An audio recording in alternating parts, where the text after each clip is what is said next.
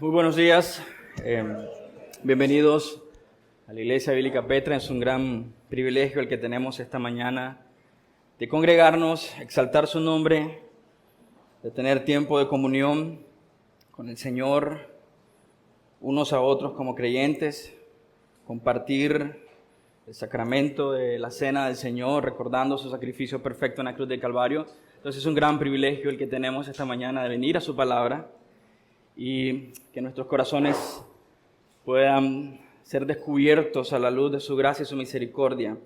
Bueno, espero que estén muy animados y con un corazón deseoso de conocer más a Dios. De hecho, es mi oración de que podamos conocer más a Dios, que podamos entender más su palabra, que podamos confiar más en el Señor. Hermanos, necesitamos a diario del Señor, necesitamos de su misericordia, necesitamos a diario de su gracia, necesitamos a diario de su perdón, necesitamos venir a Él y arrepentirnos de nuestros pecados, necesitamos confiar en su obra en la cruz del Calvario, necesitamos que nuestra mente sea renovada a diario. ¿Amén? ¿Estarías de acuerdo con esas afirmaciones conmigo? Lo necesitamos. Y por eso creo yo estamos aquí hoy, porque reconocemos, al menos espero yo, que tú reconozcas tu necesidad de que la palabra de Dios hable a tu corazón y a tu vida y transforme tu vida poderosamente. Sabes, me sorprende y meditaba en esto hace un momento.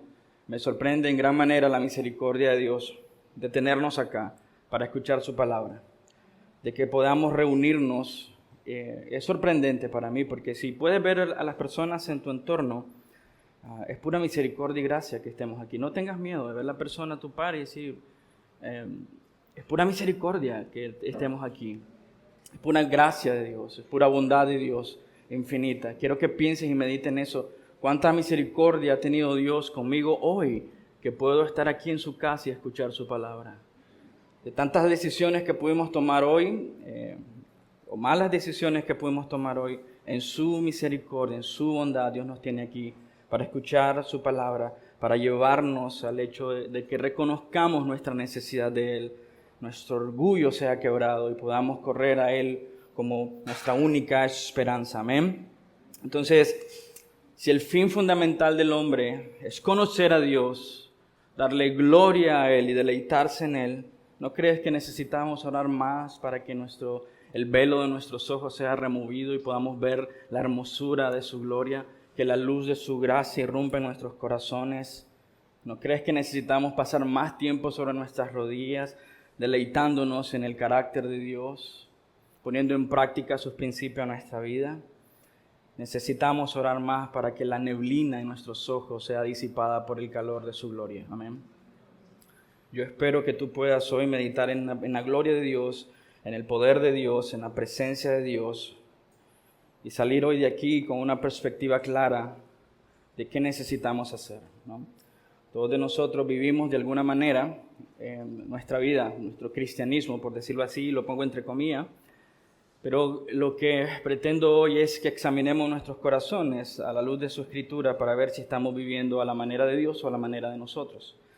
Y a la manera de nosotros hay muchas formas en las que nosotros podemos disfrazar nuestro cristianismo, ya sea por medio de moral, ya sea por medio de la obediencia abnegada a la ley, ya sea incluso con libertinaje, decir rechazo la ley de Dios y quiero vivir a mi manera. Dicho de paso, tanto el moralismo como el leganismo es lo mismo, es un rechazo contundente a la gracia de Dios. Y por supuesto, muchas veces basamos nuestro cristianismo en experiencia y emociones, ¿no? Y bueno, antes de poder continuar, quiero invitarte a ir conmigo a la palabra de Dios, Romanos capítulo 4, versículos 13 al 16. Y en esta ocasión yo estaré leyendo la Nueva Biblia de las Américas. Romanos capítulo 4, versículo 13 al verso 16. Dice la palabra de Dios y honramos esta lectura en el nombre del Padre, el Hijo y el Espíritu Santo. Dice así: porque la promesa a Abraham, a su descendencia, de que él sería heredero del mundo, no fue hecha por medio de la ley, amén, sino que por medio de la justicia de la fe. Porque si los que son de la ley son herederos, vana resulta la fe y anulada la promesa. Porque la ley produce ira, pero donde no hay ley, tampoco hay transgresión. Por eso es por fe. ¿Entiendes eso? Dice, por eso es por fe. Y por eso este predica es solo por fe, en su título. Para que esté de acuerdo con la gracia, a fin de que la promesa sea firme para toda la posteridad, no solo a los que son de la ley, sino también a los que son de la fe de Abraham, quien es Padre de todos nosotros. Es por la fe. Me recuerdo que en una prédica anterior de Romanos yo le decía, es por fe, pero posiblemente nosotros tenemos fe en algo más, ¿no? Hemos puesto nuestra fe en algo más. Fe en Cristo más mis buenas obras. Fe en Cristo más mi buen comportamiento. Fe en Cristo más mi obediencia a la ley. Fe en Cristo más mis actitudes. Y por supuesto debemos agregar a esto, fe en Cristo quizás más mis emociones o mis méritos, ¿no? Mi experiencia personal en el cristianismo. Obviamente, lo que el apóstol Pablo está queriéndonos enseñar hoy a través de su palabra es que tenemos que tener la claridad de la Escritura de que es solamente por fe. Él está desechando a un lado todo lo que podemos traer ante Dios, decir, yo he hecho esto, Señor, con mi vida, yo me porto de esta manera, yo hago tales cosas, yo cumplo con ciertos requisitos. Y el Señor dice, no es así, no es posible, porque cuando tú traes al altar de Dios tus méritos, tu capacidad moral y legal, tu obediencia a la ley, Él dice, has rechazado la promesa de Dios. Has invalidado la promesa porque la promesa no es por la ley, no es por la ley o por las obras, pero solamente es por la fe en Jesucristo.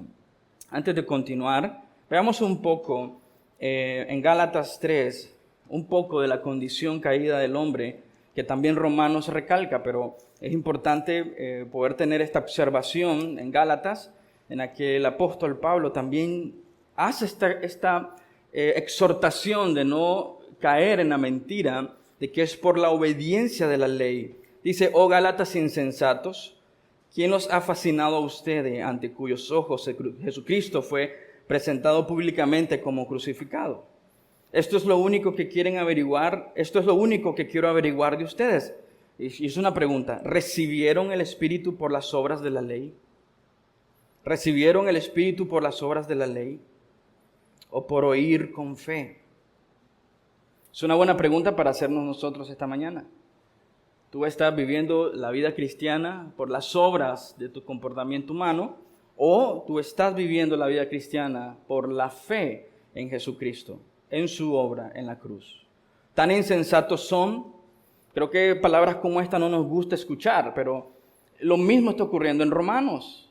¿Por qué? Porque él está haciendo énfasis en aquellos que insensatamente están poniendo las obras, obediencia a la ley, como el requisito para ser partícipe de la promesa.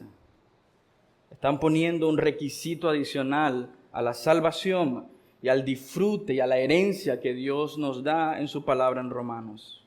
No somos muy distintos a los romanos, no somos muy distintos a los gálatas. Tenemos esa lucha interna en nuestros corazones. Y antes de abordar los textos, vamos a hacerlo de manera introductoria porque tenemos todavía mucho para hablar sobre la justificación por la fe. Pensaba en la palabra promesa. ¿Qué evoca esta palabra para nosotros? Y me gustaría iniciar este abordaje desde un punto de vista cultural para nosotros. Tú sales aquí a la calle principal de Carretera Masaya, vas a encontrar un montón de anuncios que prometen cosas, ¿no? Entonces la palabra promesa para nosotros no es algo desconocido. Y cuando nuestra mente no ha sido renovada con el entendimiento de Dios, podemos traer cosas al Evangelio y traer cosas a esto de promesas. Quizás por eso nace esa absurda idea de que Dios tiene que darte sanidad, porque es lo que buscamos afuera, ¿no? Es las promesas que nos venden los negocios. La medicina es mejor, X medicina es mejor para tu salud. Salimos afuera, para no ir tan largo, el negocio que está a la par dice, el nombre del negocio te cambia la vida. Es una promesa que te ha hecho, ¿no? Y andamos así en la vida, escuchando promesas. Posiblemente tú has hecho promesas que no has cumplido, ¿no? ¿Quién de ustedes, levante la mano, ha hecho promesas que no ha cumplido? ¿Verdad? ¿A quién de ustedes le han hecho promesas que no les han cumplido? Levante la mano. Entonces, esa noción Bienaventurados aquellos que han hecho promesas y las han cumplido. Hay unos de ustedes todavía no admiten que han fallado. Pero hemos hecho promesas y hemos fallado, ¿no? Nos han hecho promesas y hemos fallado. Solo piensa, pongamos un ejemplo de un padre que se divorcia, de un esposo se divorcia de su esposa, abandona a sus niños. ¿Qué piensa el niño de las promesas que hizo su padre a su madre? Lucha, ¿no? Con la idea de que quizás mi papá dejó a mi mamá, no cumple sus promesas hacia mí, y que piensa el niño es por mi culpa, ¿no?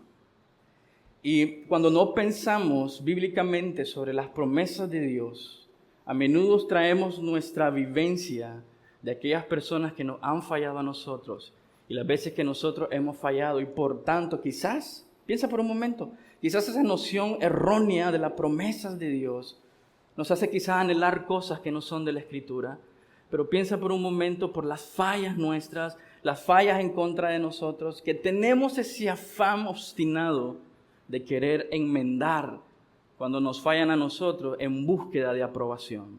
Y ahí es donde entra, cuando hay un mal entendimiento del carácter de Dios y las promesas de Dios, un deseo de buscar la aprobación de Dios por medio de la moral. Yo tengo que buscar que Dios cumpla sus promesas en mí, porque a lo largo de mi vida tanta gente me ha fallado. Yo tengo que hacer algo para que Dios no quite sus promesas de mí. Esa es la noción quizás básica de por qué muchos creen que la salvación se pierde. Porque tengo que hacer algo inherentemente en mí, no descansa en el poder de Dios, no descansa en la gracia de Dios. Moralmente tengo que hacer algo para que Dios no me quite sus bendiciones, para que Dios no me quite sus promesas, para que Dios no me quite la herencia que nos ha dado. ¿Qué piensa el moralista? Piensa eso. ¿Qué piensa el legalista? Tengo que cumplir los estándares de Dios para que Dios no quite su favor de mí. O nos acercamos a Dios así: Señor, yo voy a cumplir todas estas cosas que tú pides. Incluso, Señor, es tanta mi pasión por ti y tu ley que voy a inventar más reglas de las que no existen en tu palabra para que tú mires mi vida piadosa y mi involucramiento contigo. Pero simplemente estamos respondiendo al carácter de Dios porque tenemos una noción falsa de quién es Dios. No hemos entendido entonces con claridad qué significa que es por fe. Últimamente, algunas conversaciones que he tenido, he llegado a pensar cuánto daño nos ha hecho el hecho de atribuirle mucho de nuestra salvación a la experiencia. Y quizás, hermano, quiero pedirte reflexionar en ello. Quizás estamos luchando con aceptar de que no somos creyentes por el simple hecho que tenemos una experiencia. Me decía una persona con la que conversaba: pero yo veo la gracia de Dios ahí. Yo le dije: por supuesto, la miro yo también. Pero esa es la gracia y la misericordia de Dios para que te des cuenta de que no estás viviendo bajo sus caminos. Porque la persona afirmaba no estar viviendo en comunión con Dios. No era un problema de que no podía reconocer su pecado. Era un problema que afianzaba su vida de fe en experiencia, pero no en transformación del poder de Dios en su propia vida. Y se aferraba de una experiencia en X año de edad, y se aferraba a su experiencia en X campaña, y se aferraba en experiencias posteriores. Y le pregunté: de toda esa experiencia, ¿dónde está Cristo? Me respondió diciéndome: me arrepiento de mis pecados cuando los cometo, porque siento un temor. Yo le dije: el moralista diría lo mismo. Porque ¿dónde está tu confianza en el Señor realmente?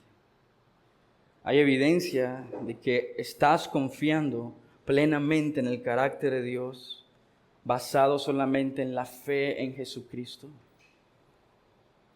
Mira qué fácil es para nuestra cultura disfrazar esto, moralismo, legalismo y cualquier otro tipo de ismo, porque somos buenos para seguir ¿qué? Órdenes. Somos una cultura de descripción de trabajo. Pero un ejemplo muy simple: tú puedes tener algo tirado de uno de tus hijos, y viene uno de ellos y mira que ese objeto tirado en el suelo no es su lugar, es desorden, lo saben, pero como él reconoce que ese no es su juguete, no lo recoge. ¿Por qué? Porque él está viviendo su vida en base a descripción de trabajo. Recoge tus juguetes. Y él dice, ese juguete no es mío, paso encima de él. ¿Qué pasa cuando nuestros padres nos dicen, no viste el lampazo ahí tirado en el suelo y no lo pudiste recoger? ¿Por qué? Porque siempre estamos esperando que nos den instrucciones para basar nuestro comportamiento en el seguimiento de esas instrucciones. Y traemos eso al cristianismo, decir, ok, ¿cuál es la descripción de trabajo de un cristiano? Ok, habla así, se viste así, no hace esto, no hace aquello. Y empezamos a vivir la vida cristiana en base a una descripción de trabajo, pero no confiando plenamente en la obra de Cristo en la cruz del Calvario. ¿Cómo sabes que sentado ahí, tú realmente has nacido de nuevo? ¿Cómo sabes cómo puedes afirmar con certeza de que tu vida cristiana no es simplemente moralismo? O tu vida cristiana no es simplemente legalismo. O no es meramente basado en emociones de experiencias pasadas. Y vamos a tratar de encontrar y profundizar en estos textos para entender realmente lo que el apóstol Pablo quiere decirnos a nosotros como iglesia en este tiempo. Porque la promesa a Abraham, a su descendencia, de que él sería heredero del mundo, no fue hecha por medio de la ley. Él está hablando a personas que están obsesionadas con el cumplimiento de la ley. Y todos de nosotros saquemos un poco este término de ley, podemos pensar en la ley de Dios, pero incluso el moralista tiene leyes, ¿no? El legalista tiene leyes, tiene sus leyes, pueden ser las leyes de Dios o pueden ser sus propias leyes, pero tiene leyes bajo las cuales está rigiendo su vida y su comportamiento cristiano. ¿Qué tal si nuestro cristianismo se resume a eso? A simplemente seguir reglas, pero no estamos siguiendo realmente la esencia del cristianismo que descansa en la obra consumada de Cristo. Es por fe en Cristo y no en nuestras obras. Cuando faltamos a promesas o nos faltan a promesas, genera una cierta inseguridad en nosotros. Les platicaba el caso de un niño que sus padres se divorcian. Hay promesas hechas en el vínculo matrimonial que se olvidaron. El niño crece pensando que quizás fue su culpa, ¿no? Y ese grado de culpa hace crecer inseguridades en su corazón. Y cualquier tipo de falta de promesa, quizás vamos a crecer en un tipo de inseguridad. Y esa inseguridad nos va a obligar a responder con orgullo. Yo no necesito un papá, yo no necesito una mamá, yo no necesito a este esposo. Sí, respondemos con orgullo. No necesito a Dios. Dios me falló. Dios no me bendijo. O podemos caer en autocompasión. Nadie pasa lo que yo paso. Pobrecita de mí. ¿Ahora qué voy a hacer? Dios, ¿por qué me pasan solo estas cosas a mí? ¿Entiendes? Cuando no hay una comprensión de lo que la Escritura nos está enseñando y cómo podemos descansar y confiar en ella, vamos a asumir que la falta de cumplimiento de promesas, no las pasemos las promesas de Dios que van a cumplirse, pero cuando hablamos e interactuamos unos a otros es por nosotros. Necesitamos hacer algo más para ser merecedores de esas promesas. Toda inseguridad que hay en nuestros corazones nos llevará, sí o sí, a querer ganar el favor de Dios. Todo tipo de inseguridad en tu corazón te llevará a querer ganar el favor de Dios.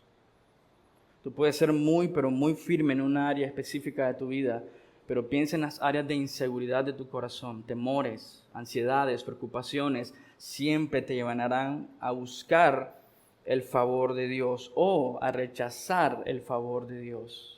Yo puedo solo. Yo puedo solo. No necesito al Señor. No necesito de su intervención. No necesito de su guía. No necesito de la palabra de Dios. Yo puedo jugar bien el rol que me dieron en esta sociedad.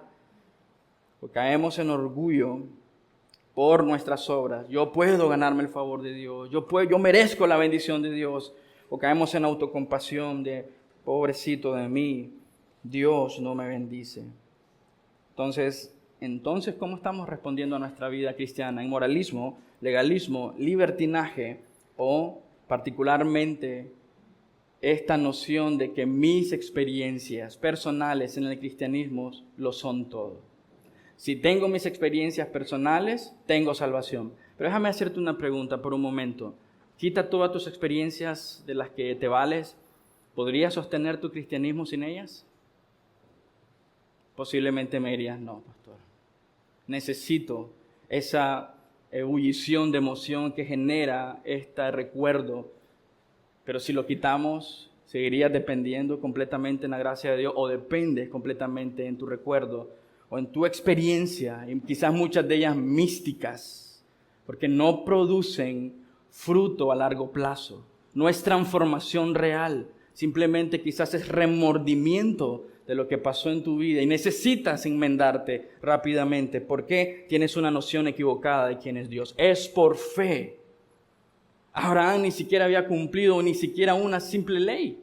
Ni siquiera había sido dada, dice Gálatas, el apóstol Pablo en Gálatas. Ni siquiera le había sido dada la ley. Y Dios lo cuenta, dice la Escritura, como justicia. El dolor en nuestros corazones por no alcanzar los estándares de Dios en nuestra fuerza producirá una atadura en nuestros corazones. Pero no eres víctima del moralismo, tampoco eres víctima del libertinaje, tampoco eres víctima del legalismo, mucho menos eres víctima de la experiencia. Simplemente estás buscando cómo rodear tu responsabilidad de arrepentirte de tus pecados, valiéndote de moralismo, legalismo o cualquier otra cosa. Dios nos está llamando a arrepentirnos de nuestros pecados. Dios está constantemente llamándonos a examinar nuestros corazones. Y quizás tu experiencia, que no digo que es la gracia y la misericordia de Dios, pero llevándote al punto de que puedas experimentar su poder transformador. Quizás nuestra experiencia es la razón por la que tenemos el corazón tan endurecido. Quizás nuestra experiencia es lo que nosotros estamos aferrados, en lugar de descansar completamente en la obra de Cristo Jesús en la cruz del Calvario. Ahora tú podrías pensar en las personas que están a tu alrededor, pero quiero que pienses en ti, en tu propia vida, cómo estás viviendo delante de los ojos de Dios. Una pregunta antes de continuar, ¿tú tienes fe en Jesucristo? Nota por favor que no estoy preguntando si tienes obras, o si eres bueno, o si tienes experiencia. Mi pregunta es, ¿tú tienes fe en Jesucristo? ¿Esa fe es en Jesucristo? ¿Será que hemos entendido qué significa tener fe en Cristo? En la institución a la religión cristiana, dice Juan Calvino así: creer de todo corazón no significa creer perfectamente en Cristo, sino solamente abrazarlo con el alma y entendimiento. No significa estar henchidos de Él, sino que con vehemente afecto, tener hambre y sed de Él y por Él suspirar. Hay un anhelo, un hambre, un deseo por conocer más a Dios. No solamente conocimiento en la mente, no solamente experiencia, pero conocerle profundamente.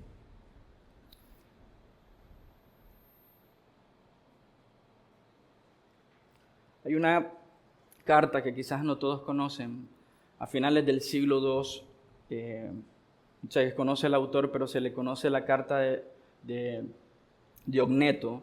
Diogneto es quizás un funcionario de alto rango en el gobierno romano, y el autor escribe uno que se llama una carta a Diogneto. Es un tratado apologético, una defensa de la fe, y se escribe quizás al final del II siglo. Escucha lo que dice: cuando nuestra iniquidad llegó a su colmo y se puso plenamente de manifiesto que la paga que podíamos esperar era el castigo y la muerte, llegó aquel momento que Dios había dispuesto de antemano, a partir del cual tenía que mostrarse su bondad y su poder. Oh maravillosa benignidad y amor de Dios para con los hombres. No nos aborreció, no nos arrojó de sí, no nos guardó rencor, sino que se mostró magnánimo. Nos soportó y compadeció de nosotros. Cargó sobre sí nuestros pecados. Él mismo entregó a su propio Hijo como rescate por nosotros. Al santo por los pecadores, al inocente por los malvados, al justo por los injustos, al incorruptible por los corruptibles, al inmortal por los mortales. Porque ¿qué otra cosa podría cubrir nuestros pecados fuera de su justicia? ¿En quién podíamos nosotros, malvados e impíos, ser justificados, sino solo en el Hijo de Dios? Oh dulce trueque, oh obra insondable, oh beneficios inesperados. La iniquidad de muchos quedó sepultada en un solo justo, y la justicia de uno bastó para justificar a muchos malvados. Impresionante, ¿no? El entendimiento que nosotros deberíamos de tener, que no es por nuestras obras, que no es por nuestra justicia. Permítame citar a Justino Martín, un historiador, y voy a parafrasear la frase de él. Decía: si tú no vives bajo los estándares de Cristo, definitivamente no eres creyente. Fin de la cita. El Catecismo Mayor de Westminster pregunta: ¿cómo es la fe que justifica? La fe que justifica es una gracia salvadora, operada en el corazón del pecador por el Espíritu y palabra de Dios, por la que aquel, siendo convencido de su pecado y miseria, de la incapacidad en sí y en otras criaturas para libertarse de su estado de perdición, no solamente acepta la verdad de la promesa del Evangelio, sino que también recibe a Cristo y descansa en Él y en su justicia ofrecida a Él para perdón de nuestros pecados y para la aceptación y estimación de su persona como justa delante de Dios para salvación. Amén. Entonces, ¿tú has puesto tu confianza en Cristo? Es imposible poner tu confianza en Cristo sin conocerle. Hay 3 elementos de la fe salvífica: conocimiento, asentimiento y confianza. En latín, notitia, assensus y fiducia. Conocimiento, creer el conocimiento y confiar en eso. Es imposible para nosotros sin conocimiento de quién es Cristo. Solo el conocimiento correcto de Cristo, el mensaje verdadero, es la luz que necesitamos, que ilumina nuestra mente, no solamente de manera intelectual, pero también es el fuego que se enciende nuestros afectos profundos por Él. No solo impacta la mente, no me parece solamente sorprendente el Evangelio, no me parece sorprendente los datos históricos, enciende mi corazón, que aquel, el perfecto, el santo, el que no tenía pecado, el formador del mundo y el universo, tomó forma corporal, vino a este mundo, ocupando mi lugar en la cruz del Calvario, transforma mis afectos profundos, que mi vida completa gira en torno de Él, para su gloria y para su honra. No solamente enciende mi mente, enciende mi corazón, pero también enciende mi voluntad. Ya no vivo yo, mas Cristo vive en mí, dice el apóstol Pablo. Todo lo demás es basura para mí. Es estiércol comparado con el poder, con el conocer a nuestro Señor. El conocimiento por sí solo no es suficiente. El conocimiento, más creer por sí solo no es suficiente. Santiago dice que aún los demonios creen. Pero dice, confiar plenamente en el Señor. Afecta la mente, afecta el corazón, afecta nuestra voluntad. Lo que nos lleva entonces el conocimiento a la creencia, y de la creencia a la confianza, de la confianza al descanso y el descanso a la dependencia. Ahí funciona la fe salvífica. No solamente creo en la obra histórica de Cristo en la cruz del Calvario y empiezo a tratar de vivir mi vida a mi manera, de mi forma, sino que someto todos mis afectos, todo lo que soy, a quién es Él. Puede ser que tú hoy conozcas acertadamente sobre Cristo. Puede ser que tengas un tipo de asentimiento de Él. Pero si tú no confías plenamente en la obra consumada de Cristo, tú no eres cristiano. Eres simplemente una persona bien informada, pero no cristiano. Hoy podrías tener entonces tu fe basada en obras, tu fe basada en rectitud moral, tu fe basada en cumplir leyes. Posiblemente hasta cambies tu nombre, algo que se oiga más hebreo, Posiblemente hasta cambies tu bandera y decidas aprender a tocar el shofar. Pero eso no salva a nadie. Que empieces a decir shalom, hermano, no cambia a nadie. Tú puedes cambiar. ¿Qué quiero decir con esto, no? Es que se están riendo. Que no es la transformación externa. Es la transformación del corazón. Si no hay transformación del corazón, ¿de qué sirve la transformación externa? Piensen por un momento, ¿por qué existen alcohólicos anónimos? Porque hay transformación externa, es posible. ¿Sí? ¿Sí o no? Porque la transformación externa es posible. Y nosotros podríamos estar involucrados en la iglesia por años, pero solo cambiaste el logotipo de AA por Petra. Pero es un moralista, basando tu vida cristiana en tu propio esfuerzo. Mira, sé que recibo muchas críticas muchas veces por cómo predico, pero te amo, ¿sí? Y no voy a mentirte, el moralismo no te va a salvar. El legalismo no te va a salvar. Tu propia experiencia religiosa no te va a salvar. Solo la fe en Cristo. Porque la promesa de Abraham a su descendencia de que él sería heredero del mundo no fue hecha por medio de la ley, sino por medio de la justicia de la fe. ¡Cuánta misericordia de Dios! Porque si se basara en nosotros, dice el apóstol Pablo en el verso siguiente, no tiene sentido ni la promesa ni la heredad. No tendría sentido que participáramos de la cena del Señor si la vida cristiana dependiera de nuestro esfuerzo, dependiera de nuestro moralismo, de nuestro cumplimiento de la ley.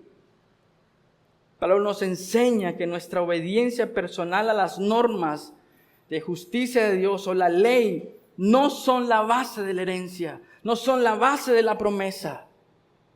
No, dice el apóstol Pablo.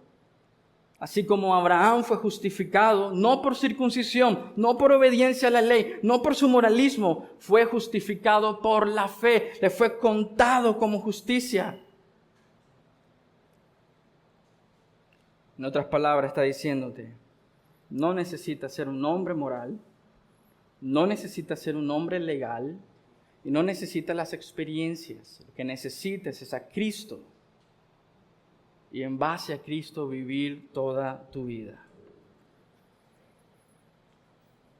Número 1, entonces, es solo por fe y fe en Jesucristo. Solo por fe y fe en Jesucristo. Nosotros creemos firmemente en eso. Solo por la fe en Jesucristo. Sola fide. Solo por su fe. Es decir, que no se trata sobre obedecer la ley para ser declarados justos. No se trata de traer justicia por medio de nuestro cumplimiento. No se trata de decir yo soy justo porque hago esto. O Dios me justifica porque hice esto. En cuanto a mi moralismo, a mi legalismo, pero decir yo soy justo, justificado por los méritos de Cristo que han sido imputados sobre mi vida.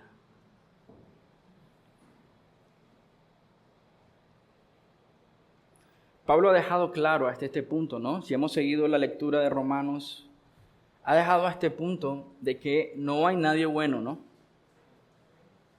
Que no hay nadie justo, ¿sí? Ha dejado claro, no hay nadie bueno, no hay nadie justo. Y él recalca que no es por la rectitud moral que tienes las promesas y la herencia en Dios. No es por tu propia bondad. No es por tu propio cumplimiento de la ley. No es a través de tu obediencia perfecta. No es a través de tu propio esfuerzo. No es a través de tus propias experiencias. Es por medio de la fe en Jesucristo. Y él dice algo en el verso 14. Porque si los que son de la ley son herederos, vana resulta la fe. ¿Ves? No tiene sentido, hermanos, basar nuestro cristianismo en cumplir leyes morales, legales, incluso la ley de Dios, en el sentido de alejar la obra sustitutoria de Cristo en la cruz del Calvario. Anulamos la promesa. No es que Dios no va a cumplir su promesa. Simplemente no hay promesa ahí, porque no es por mérito propio, es por gracia. Por eso en el verso siguiente, porque la ley produce ira, y vamos a ver eso, pero donde no hay ley tampoco hay transgresión. Por eso es por fe, para que esté de acuerdo con la gracia. Punto número 2, es por gracia. Es por fe en Jesucristo, no nuestros méritos, no lo bueno que podemos llegar a ser, pero por la obra de Cristo Jesús en la cruz del Calvario es por gracia. Esto del apóstol Pablo, recalcar que es por gracia, es decirnos que cuando nosotros nos empeñamos en encontrar el favor de Dios por nuestros medios morales, dejó de ser gracia, porque estamos según en nuestra cuenta ganándonos el favor de Dios con nuestra rectitud moral. Dejó de ser gracia. Se convirtió en cumplimiento, ¿no? Y entonces las promesas de Dios son producto ¿de qué? De mi esfuerzo. Puedo jactarme entonces. Pero cuando leemos Efesios capítulo 2, es para que nadie se gloríe, dice. Y dice el inicio del capítulo 2 de Efesios, cuando estábamos muertos en nuestros delitos y pecados. Dios, con su misericordia, nos ha mostrado su gracia salvadora para que ninguno de nosotros pueda jactarse. Es fácil jactarse del moralismo, es fácil jactarse del legalismo, es fácil jactarse de la experiencia personal. Pero excluye completamente la obra sustitutoria de Cristo en la cruz del Calvario. Aparta a un lado su perfección, su santidad. Es decir, qué absurdo es leer Filipenses capítulo 2, cuando nosotros podemos salvarnos a nosotros mismos. Me parece un plan ridículo de Dios mandar a su Hijo cuando nosotros podíamos salvarnos por nuestra propia fuerza. Me parece ridículo que celebremos la cena del Señor recordando su sacrificio en la cruz del Calvario, cuando tú y yo nos podemos salvar por nuestro comportamiento moral. ¿Sabes qué significa eso? Cuando vivimos nuestra vida cristiana, bajo leyes, bajo moralismo, bajo experiencia personal, escupimos la cara de Cristo, diciéndolo, no era necesario que vinieras por nosotros. Le estamos diciendo, no somos realmente tan malos. Podemos enmendarnos, podemos corregirnos. Nuestro problema no es un problema de pecado y de raíz y profundo. Nuestro problema es simplemente necesitamos entender qué hacer y hacerlo mejor y ya, punto, se acabó el problema. No necesitamos de Cristo. Eso le dice tu cristianismo, entre comillas, cuando está basado en moral, legalismo y experiencia personal. Pero cuando has entendido la depravidad de tu corazón, la insuficiencia de salvarte, puedes ser el hombre más inteligente en esta sala. Pero si no entiendes tu condición pecaminosa delante de un Dios santo, eres un tonto. No necesitas tratar de ganar el favor de los hombres con tu comportamiento moral. Necesitas, dice, arrepentirte de tus pecados, sentir la miseria de tu condición y correr al trono de gracia y decir, aquí estoy, Padre. No necesitas impresionar a los hombres y a las mujeres con tu experiencia cristiana. Necesitas arrepentirte de tus pecados y volver de tu camino necio en el que vives y arrepentirte y aferrarte a Cristo nada más. Vengan, dice Isaías, pongámonos a cuenta con el Señor. Pero sin embargo nosotros venimos y le presentamos, he aquí, Señor, mi currículum moral. He aquí, Señor, mi experiencia en el cristianismo. Es por gracia. Es por gracia. En otras palabras, si tú te salvas a ti mismo, si tú ganas tu salvación por medio de tu fuerza, de tu capacidad moral, legal o tu experiencia, tú niegas rotundamente el amor de Dios. Lo niegas. Tú niegas la justicia de Dios. Tú niegas la santidad de Dios. Porque si tú puedes salvarte a ti mismo, entonces, ¿por qué Cristo murió en la cruz del Calvario? ¿Por qué lo tuvo que hacer? Si el moralismo era suficiente, si el legalismo era suficiente. Decía Agustín de Hipona, esta gracia, que es el fruto de la predestinación, es distribuida libremente según el soberano buen placer de Dios. y no según los méritos de los hombres. Es un don de Dios que precede cualquier mérito en el hombre. Renueva el corazón, ilumina la mente, inclina la voluntad, produce fe y capacita al hombre para hacer el bien espiritual. Una obra completamente en las manos de Dios. Por lo tanto, no solamente es por fe, es por gracia, es por Cristo. Es por medio de Cristo. La promesa, dice Gálatas, es Cristo. ¿Qué más necesitas? El apóstol Pablo explica la función de la ley en Romanos 3:20. Dice así: porque por las obras de la ley ningún ser humano será justificado delante de él, pues por medio de la ley viene el conocimiento del pecado. ¿Sí? ¿Entiendes eso? La ley te dice, eres pecador. Correcto. Romanos 5:20 dice, la ley se introdujo para que abundara la transgresión. Es decir, hizo evidente el pecado. Hizo evidente la abundante transgresión en contra de los preceptos de Dios. En Romanos 4:15, que es parte del texto que estamos viendo, porque la ley produce ira. ¿Por qué?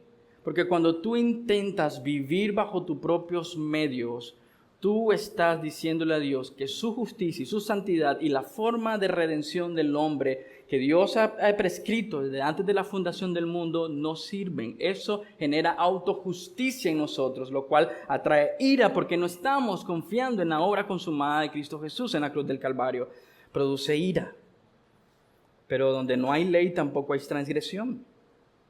Versículo Romanos 7:12-13. Así que la ley es santa y el mandamiento es santo, justo y bueno. Parece algo contradictorio, ¿no? Porque acabamos de decir que la ley pareciera decirnos que es mala porque nos hace ver los pecadores que somos, pero Pablo dice que no, que es santa, que es justa, que es buena, que es necesaria. Entonces dice en el versículo 13 de Romanos 7, entonces lo que es bueno vino a ser causa de muerte para mí, de ninguna manera, de ningún modo. Al contrario, fue el pecado a fin de mostrarse que es pecado al producir mi muerte por medio de lo que es bueno, para que por medio del mandamiento el pecado llegue a ser extremo, pecaminoso. Está exponiendo lo que ya está en nosotros. Está siendo evidente nuestra condición. Es un espejo donde nos muestra nuestra condición pecaminosa. Y por lo tanto, cuando nos vemos en el espejo de la ley, que es buena, que es justa, que es santa, ¿qué debe producir en nuestros corazones? Quebranto y arrepentimiento, porque no alcanzamos los estándares de Jesucristo. No alcanzamos los estándares de Dios. ¿Y qué hacemos nosotros? Ya lo resolví. Volvámonos moralistas. Volvámonos legalistas. Volvámonos a las obras. Volvámonos a nuestros méritos. No, dice, cuando la ley muestra nuestra condición, debe producir ¿qué? Quebranto en nuestros corazones al ver nuestra pobredumbre, pero también ver la misericordia en Cristo Jesús, que por medio de sus méritos podemos acercarnos confiadamente al trono de gracia. Por medio de la ley nuestro pecado es expuesto. Tú ya eras pecador. Antes de la ley, eras pecador. Pero la ley está ahí para decirte, eres sin duda pecador y necesitas de Cristo. En Gálatas 3:15-28, y es un texto algo largo, pero nos va a ayudar a entender por qué es por Cristo. No solamente es fe en Cristo, no solamente es por la gracia de Dios, y no solamente es por Cristo. Mira lo que dice Gálatas 3:15-28, que es un texto muy similar a Romanos 4. Hermanos, hablo en términos humanos. Un pacto, aunque sea humano, una vez ratificado, nadie lo invalida ni le añade condiciones. Ahora bien, las promesas fueron hechas a Abraham y a su descendencia. No dice ya las descendencias como refiriéndose a muchas, sino más bien a una y a tu descendencia, es decir, Cristo y aquellos que están en Cristo. Y lo vamos a ver la próxima semana. Lo que digo es esto: la ley que vino 400 años más tarde no invalida un pacto ratificado anteriormente por Dios como para anular la promesa. Es decir, que la promesa es vigente y esa promesa es por fe, no por cumplimiento de la ley. Porque si la herencia depende de la ley, ya no depende de una promesa. Pero Dios se la concedió a Abraham por medio de una promesa. Dios lo prometió y esa promesa es base en fe. ¿Okay? Entonces, ¿Para qué fue dada la ley? Fue añadida a causa de las transgresiones hasta que viniera la descendencia a la cual había sido hecha la promesa. La ley que fue promulgada mediante ángeles por mano de un mediador. Ahora bien, un mediador no representa a uno solo, pero Dios es uno solo. Entonces, ¿la ley contraria a la promesa de Dios? De ningún modo. Porque si se hubiera dado una ley capaz de impartir vida, entonces la justicia ciertamente hubiera dependido de la ley. Es decir, que si tú puedes vivir en paz con Dios por medio del cumplimiento de la ley, entonces se nos hubiera dado una ley así. Pero dice que no es el fin de la ley. El fin de la ley es mostrarnos nuestra condición, es mostrarnos nuestra depravidad y nuestra necesidad del Señor. La ley, dice 24, de manera que la ley ha venido a ser nuestro guía. ¿Para qué? Para guiarnos a Cristo a fin de que seamos justificados por medio de la fe. Ser legalista en cierta manera es evadir tu condición pecaminosa, ignorar a Cristo y pretender que todo está bien contigo. Igual en el moralismo. Versículo 25, pero ahora que ha venido la fe, ya no estamos bajo la guía, pues todos ustedes son hijos de Dios mediante la fe en Cristo Jesús, porque todos los que fueron bautizados en Cristo, de Cristo se han revestido. No hay judío ni griego, no hay esclavo ni libre, no hay hombre ni mujer, porque todos son uno en Cristo Jesús. No solamente es por fe en Jesucristo, no solamente es por gracia, pero es por medio de Cristo. Es simple, pero ¿tú crees eso? ¿Cómo reconozco que la fe es verdadera? Permíteme citar a Thomas Watson para ayudarnos a entender si realmente nuestra fe es una fe real. Decía Thomas Watson,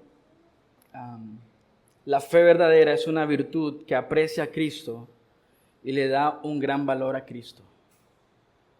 ¿Se recuerdan? La semana pasada mirábamos la parábola de la perla de gran valor. ¿Es Cristo la perla de gran valor? ¿Es Cristo tu tesoro? Decía Thomas Watson eso, que realmente hay fe. Esa virtud nos inclina a apreciar y amar y deleitarnos más en Cristo. Número 2, la fe verdadera es una virtud refinadora. La fe actúa en el alma como el fuego, decía Thomas Watson, entre los metales, refina y purifica. Estamos siendo purificados por medio de nuestra fe. Examina tu corazón. ¿Qué produce tu corazón? ¿Es una fuente impura que arroja lodo?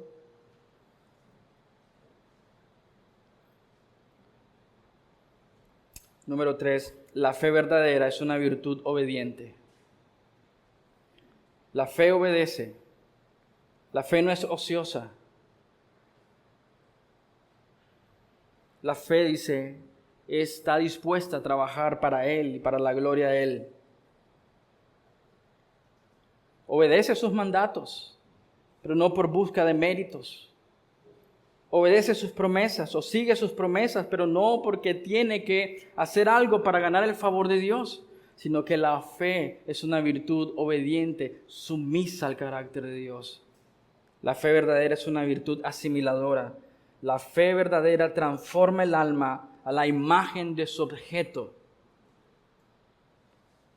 La hace más como Cristo. Si tu fe es en Cristo, te hace más como Cristo. La fe que mira a Cristo transforma al hombre y lo hace semejante a Cristo. La fe transforma el alma a la imagen de su objeto. Y si Cristo no es el objeto de tu fe, ¿en qué te estás transformando? La fe verdadera crece. Thomas Watson decía una frase muy simple: todo lo que está vivo crece. Y si tú realmente estás vivo en el Señor, tienes que crecer. La pregunta entonces, nuevamente, ¿estás dando frutos? Terminamos con este pensamiento. Solo hay dos formas de vivir la vida cristiana.